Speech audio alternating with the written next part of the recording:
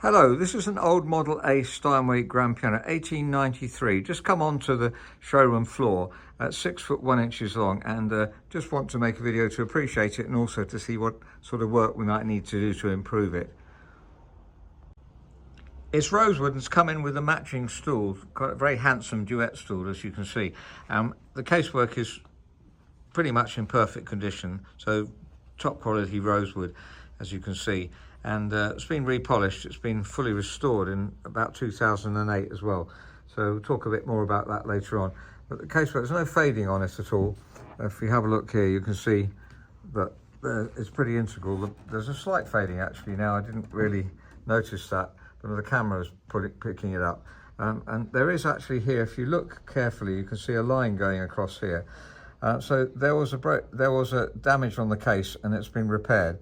Well repaired. I'll show you how that's been repaired, and I think it's an excellent repair job.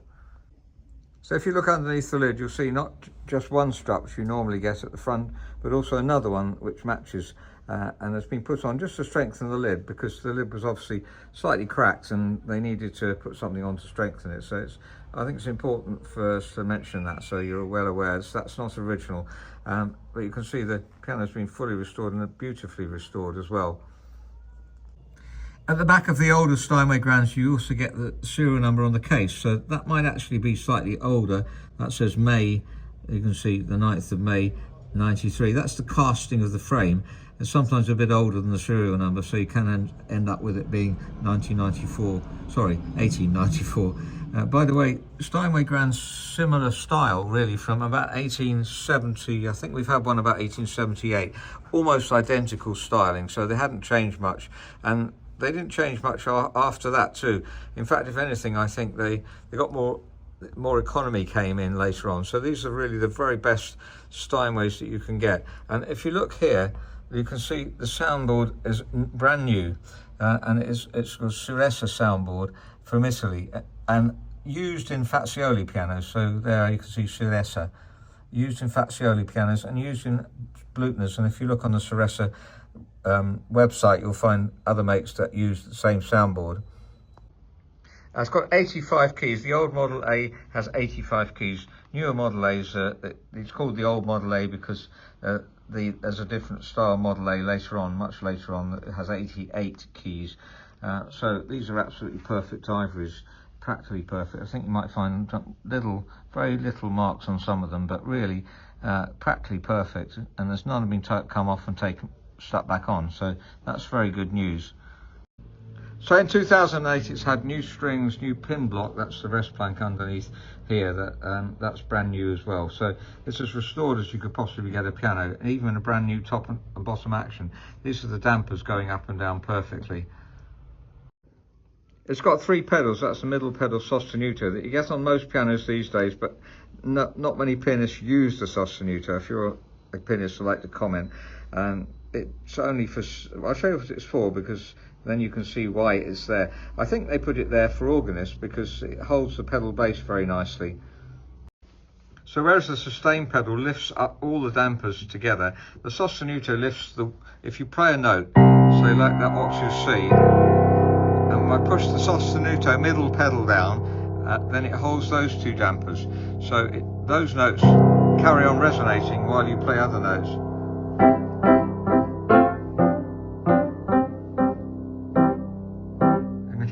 An echo as well, so it's a lovely effect, but as I say, not really used by musicians that much, and not much music written for it, though I do enjoy trying it from time to time.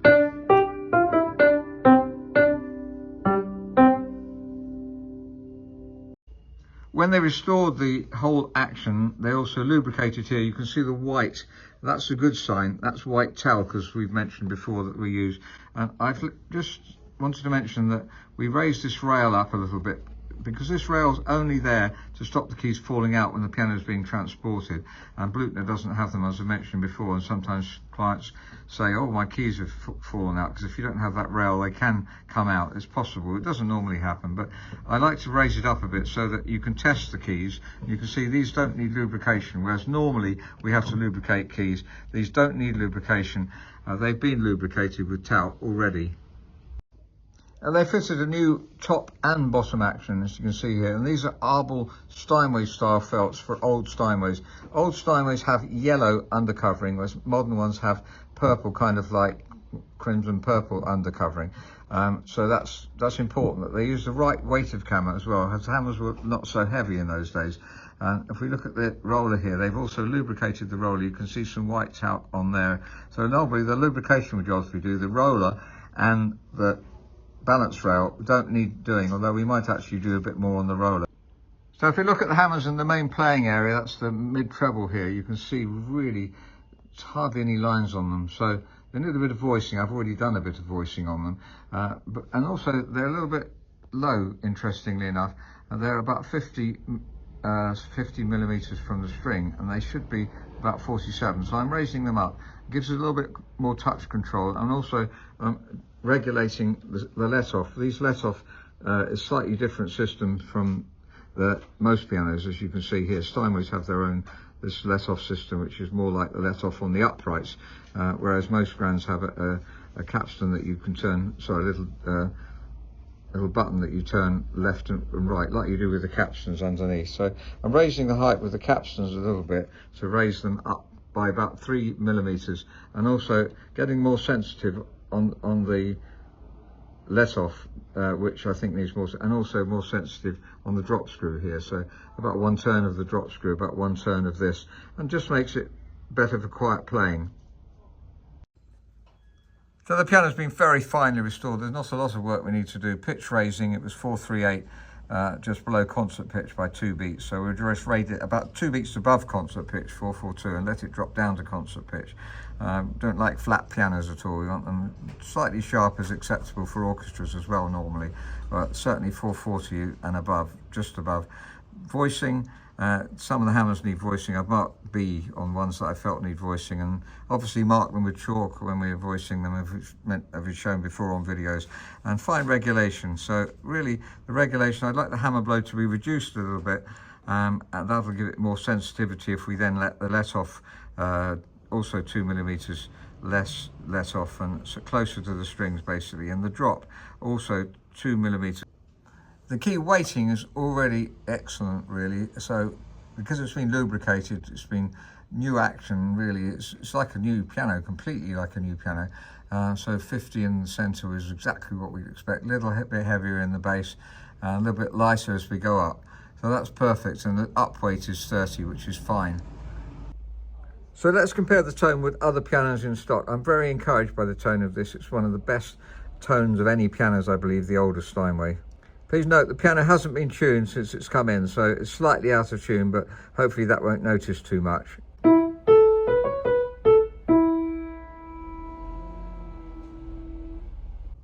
This is a Grotrin Steinway 1922, 200 centimeters long.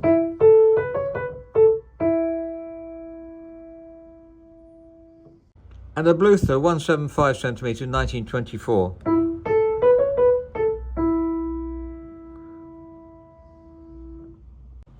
And a Grotrin 192, 1988.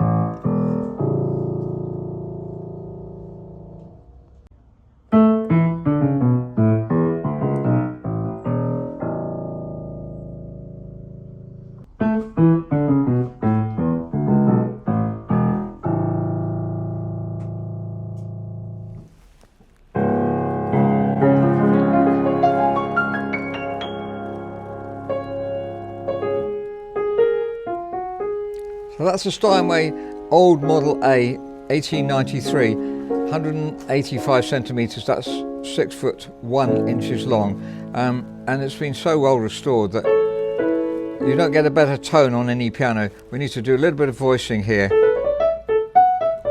But that area where you play most is just exquisite. And the touch, very, very responsive too. I'm also very impressed with the bass tone.